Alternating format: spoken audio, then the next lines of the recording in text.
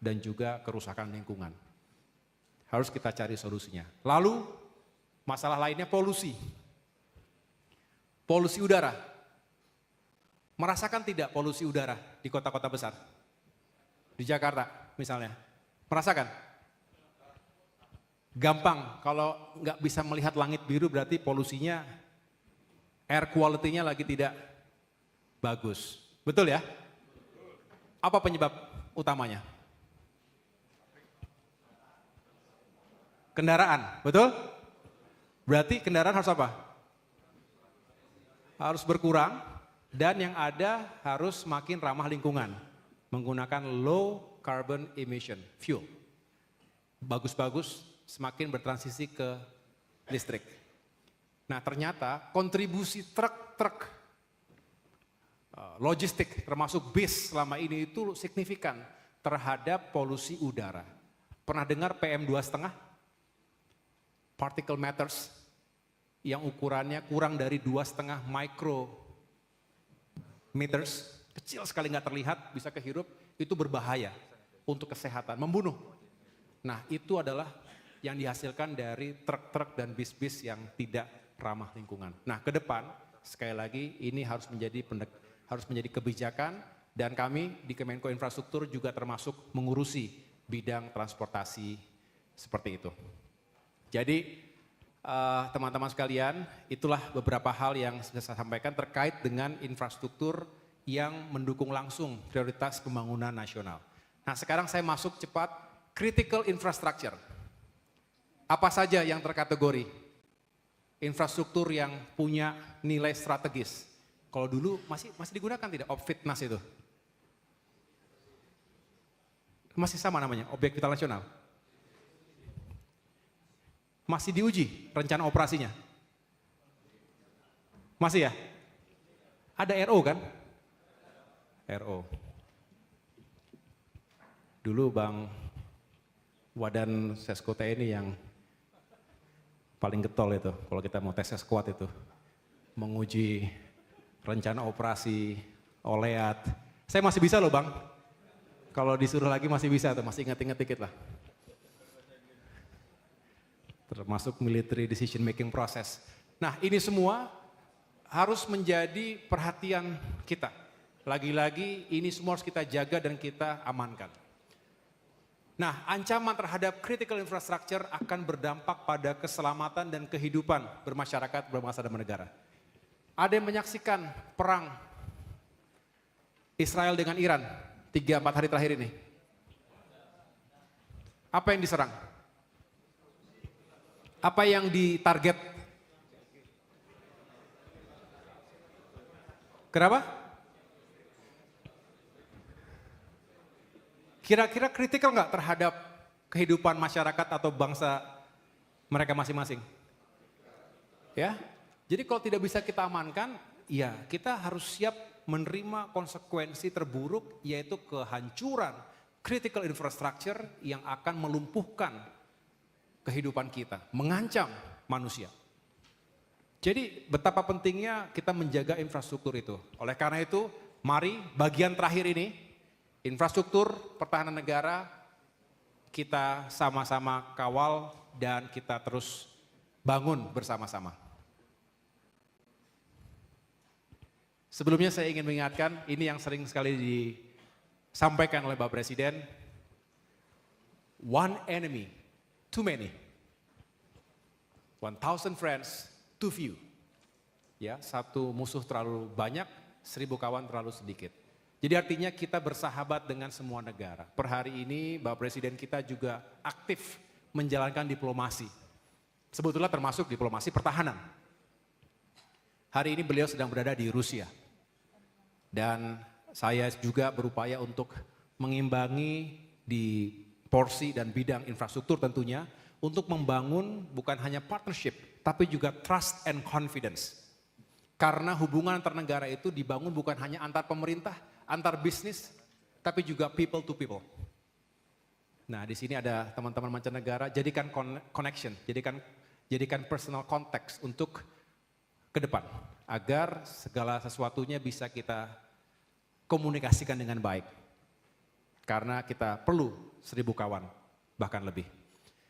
Nah, tapi di garis bawahi, kita tidak boleh dan tidak mau, tidak ingin diganggu oleh dan diancam oleh siapapun.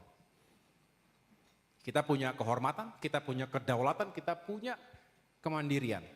Disinilah pentingnya terus membangun angkatan bersenjata, membangun kekuatan pertahanan, kekuatan militer. Sekali lagi darat, laut, dan udara yang diharapkan bisa menjadi garda. Perang adalah jalan terakhir. Ada yang ingat kata-kata Clausewitz? Apa Clausewitz?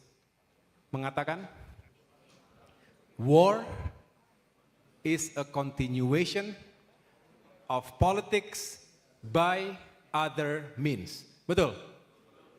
Artinya apa? Ya perang terakhir setelah jalur politik, jalur diplomasi fail untuk mencapai sebuah kesepakatan, sebuah resolusi. Tapi kita juga paham bahwa civis pacem para bellum. Apa artinya? Jika ingin damai, ya siap berperang. Kita mengedepankan soft power, smart power, tapi hard power kita jangan tinggalkan. Strategi harus terus diolah. Perang semesta, apa perang semesta itu? Total war, apa total war itu? Telaah dengan baik. Melibatkan semua elemen bangsa. Aktor bukan hanya negara, tapi juga aktor bukan negara itu banyak sekali. Dan saling berpengaruh satu sama lain. Jadi harus terus punya kepercayaan diri sekaligus membangun jaringan yang kuat dengan siapapun yang bisa mempersiapkan TNI dalam situasi damai apalagi perang.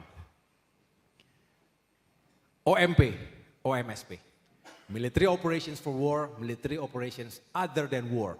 Setiap saat juga harus bisa kita jalankan dengan sebaik mungkin. Ketika negara memanggil untuk bisa melibatkan TNI dalam berbagai urusan non-militer, non-perang, kita juga harus siap. Kita harus siap. Panglima tertinggi kita adalah Presiden Republik Indonesia. Kita tentunya ingin menyukseskan program-program dan kebijakan beliau. TNI harus siap. Nah, sekarang masuk apa saja yang menjadi military infrastructure, infrastruktur militer. Tentu terkait dengan 3 hal ini. Saya mulai dengan yang Angkatan Darat. Mana Angkatan Darat? Mana suaranya Angkatan Darat? Oke. Kenapa?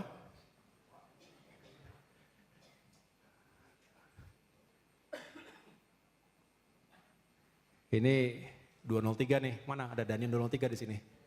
Lagi nerima telepon dia. Ini ada 203 di sini saya sampaikan tadi. Army Infrastructure. Navy, mana Angkatan Laut? Suaranya? Jalaseva. Justru di laut kita, kata Angkatan Laut. Kalau darat justru di darat kita jaya. Tapi jangan gontok-gontokan antar matra, semuanya penting, semuanya punya peran yang semuanya harus dibangun. Setuju ya?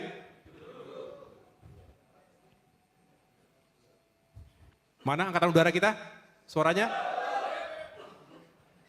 SWA, Buana Paksa. Artinya? Apa? Sayap tanah air. Kalau tadi darat, Kartika, Eka Paksi. Artinya? Wah.